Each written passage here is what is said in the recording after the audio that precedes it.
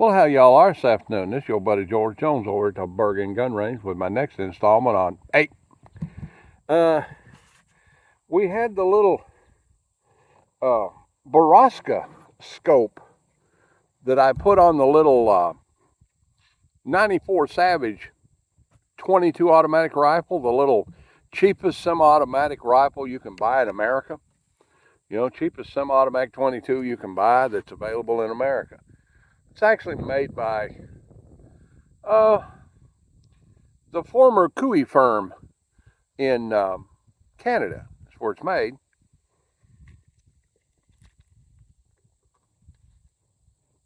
Very reliable little 10-shot 22 automatic rifle, and squirrel season ain't in yet, but I'm going to see if we can't get us some hunting videos pretty soon, and so forth. So I put the Baraska on it, and it was a good scope. You know, $26.95 or whatever off of Amazon. I was very impressed with the scope, so I decided to go out and order me another one, and I've installed it on the 22 Magnum Deluxe, I suppose you'd call it. Deluxe. What is it called? It's 22 Magnum. It's the H001M Henry that I've had for many years. I've had it since they came out. Okay, I got it back in the old Brag About Guns and Ammo days, and that's been going on 10 years. So I mounted her up on there this morning when the UPS man, when the FedEx man come by, and it was off today and nothing going on. I thought, you know, let's see if we can't shoot us a 0 on this thing. So I've got it mounted in there, and everything like it's supposed to be, leveled and straightened out to where the crosshairs ain't all cockeyed in it. And we're gonna put a few in this old rifle right here. Put us a few in there. I love these things. CCI 22 WMR Maxi Mag Varmint. Nice little full metal jacket, hollow point, you know, 22 Magnum. Comes in this cool carton, 125 rounds with a wanted poster on the back of it for Groundhog. Well, at least they've got a sense of humor. Let's see how this guy shoots. Now, got a pretty good idea it shoots right. We're up on our 0 target down here at 25 yards. The shooting see 20 yards. And we're going to get the basic 0 on it and see how it shoots. So I'm going to bear with us here. We're going to draw down, Alvin. This is not right. Let's get this, turn this sideways. Get this chair up here a little bit. Get our gun scooted forward a little bit. Get our camera scooted forward a little bit. There we go. Get everything into some kind of an adjustment. I don't know if I need my dip can rest or not. Let's get it anyway. Like my one, well, that'll do. That'll do just fine. That's too high. It's like trying to dig something out of my last purse. All right, let's get down here on a hard rest and see if we can't get us a 0.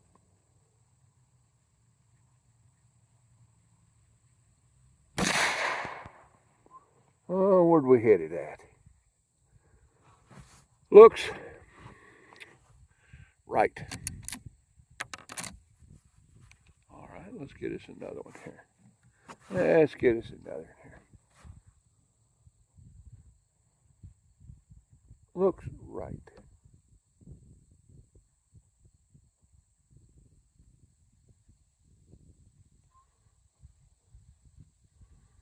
Well, there's numbers on that target, and I can't tell if it's a bullet hole or a yeller number?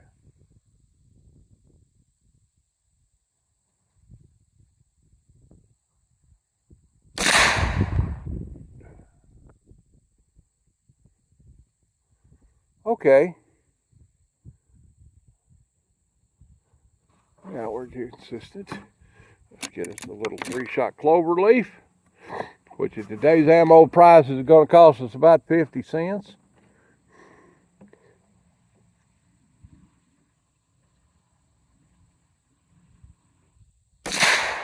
There we go. Now we know where we're at.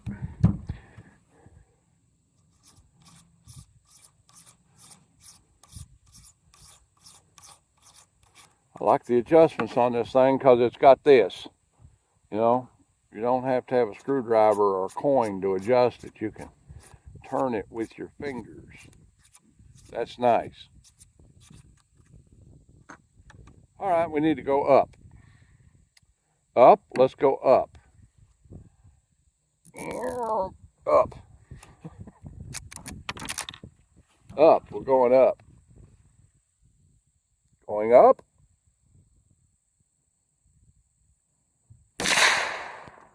You go up some more. Up some more. People say, on scopes like this, a click is a minimum angle at 100 yards. No, not on this type of scope. It's not typically that way. Okay.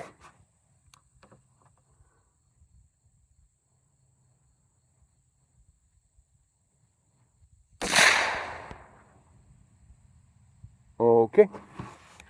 Now let's do some right action.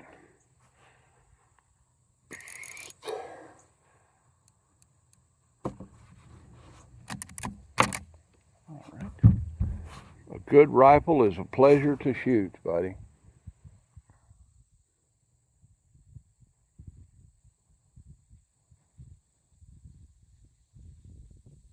A little bit more. Just a little bit more. Just a little bit more right action.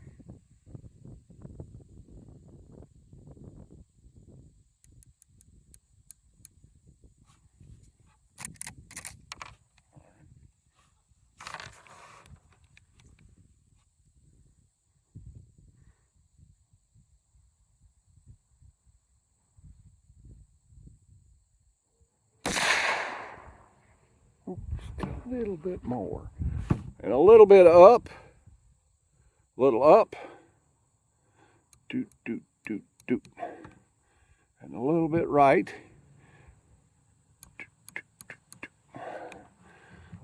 Getting her down there, buddy. We'd like to get it in the groundhog's eye. We can. Providing I can find a fence post to rest it across, because I'm like getting old. You know, I got old, shaky, you know. Advice to young people, don't get old. You know.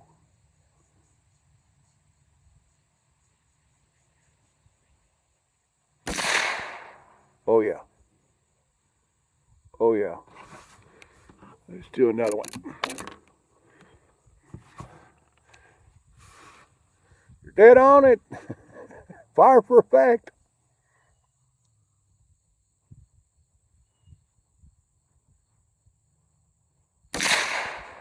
Yeah.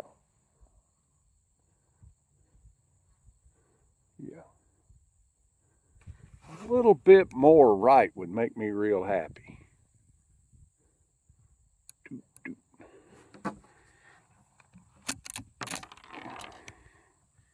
A little bit more right would make me real happy.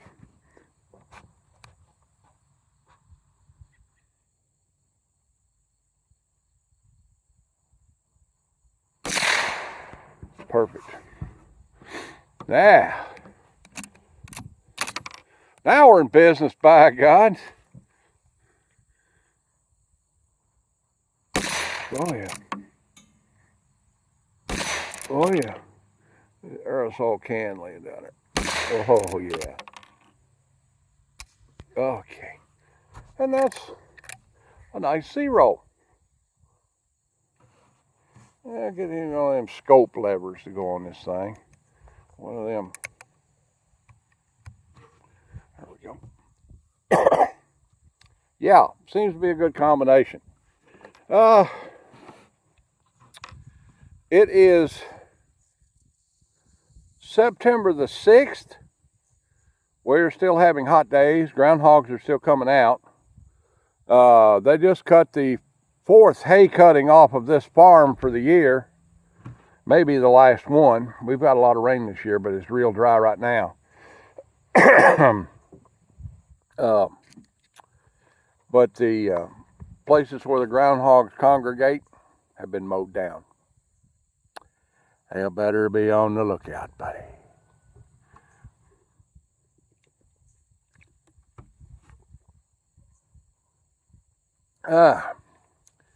People often, I've had people ask me, why do you shoot groundhogs?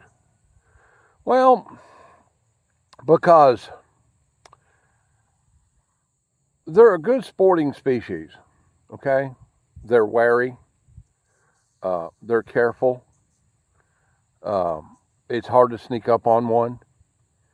You have to study their behaviors, their feeding patterns, their awake and out moving patterns, to be able to post up on them and get them.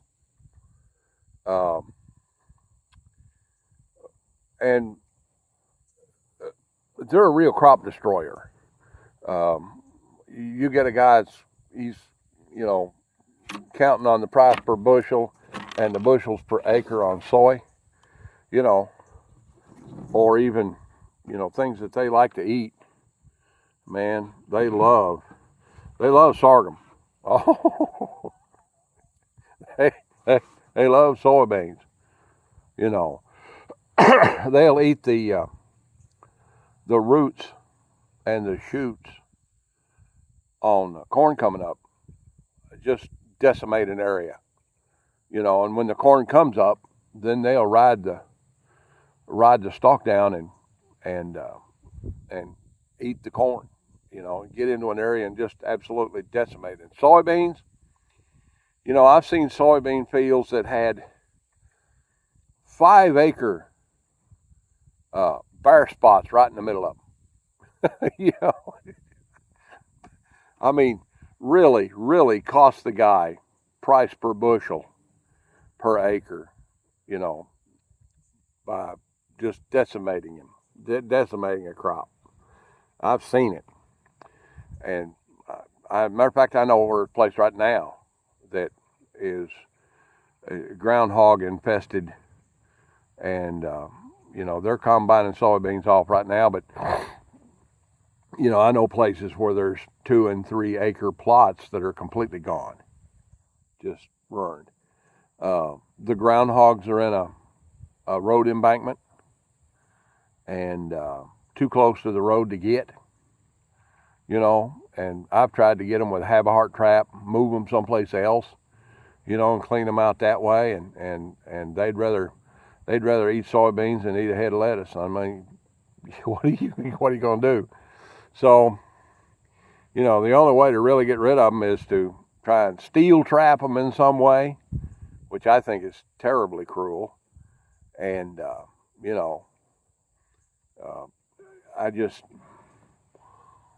I can't walk up on an animal, steel trap, and plug it. It's just, there's a reason why I don't trap. I just, somehow in my mind, it just doesn't work for me. Conibear traps, kill them pretty quick, but, it's hard to set a conibear, in a groundhog catching environment. And they're dangerous. God, they're dangerous. You can get caught in one and get your arm broke. It's anyway. But and they undermine buildings.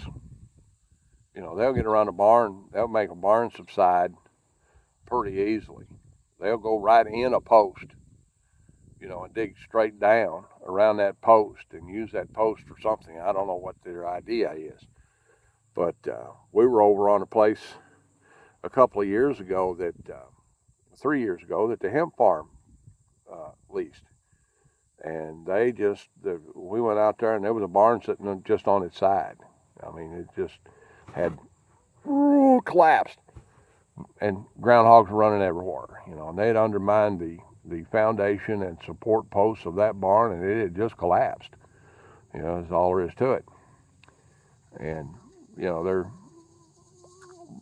I don't hate on them, but they're a problem. They're a problem. They need to stay thinned out if you can. I mean, I was over Ed's house the other day, a friend of ours that we used to lease on his farm, and he had a barn that was fixing to collapse, and there was like 5 groundhog holes around his house, and he's like, "Can you do something about this?" And I'm like, "Yeah, I can do something about this." So, normally I wouldn't hunt anywhere around the house, and I wouldn't hunt anywhere around the road, but, I wouldn't hunt around a state highway, period, for any reason. But, that guy's on his own over there. I can't do nothing with this, but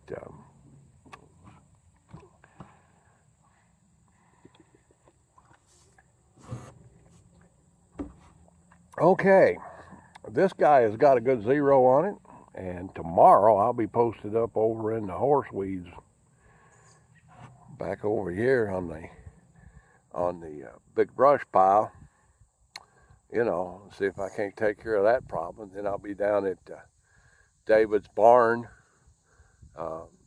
tomorrow evening, or over the weekend, and like that. Something else I want to talk about right quick. I made a video sometime back with this gun. The TSOS tanker. The tanker, they call it. The Tank Commander. It's actually a TSOS 1911 Commander size.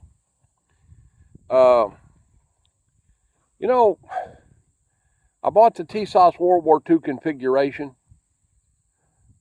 gray Parkerized, World War II style 1911 A1, and it is an absolutely superior gun. It shoots everything you put in it, everything I put in it, my funky reloads, hollow points, golden sabers, radical hollow points, rip rounds, full metal jackets, foreign ammunition, domestic ammunition, just everything I put in it, the World War II style one shoots. This gun has become very unreliable. It was very unreliable out of the box. It's very unreliable now. I don't know if it's just this gun. It doesn't work well with a GI mag. It doesn't work well with a factory magazine. It doesn't work well with the old beat up GI beater mags. It doesn't work well with original Colt manufactured 1911 magazines. This one was a Colt 45 Auto with the rampant Colt on it, 8-round mag. It doesn't work with it reliably. Nothing I have put in this thing, magazine or ammo, has made it reliable.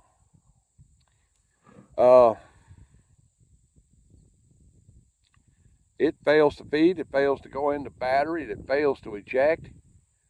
I don't know. So I'm going to keep it. Now I'm going to start working on it. I'm going to see if we can't do something with it. I'm going to put a new Colt extractor in it. I'm going to put a new injector in it. I'm going to put a new op spring in it. I'm going to put a new barrel in it.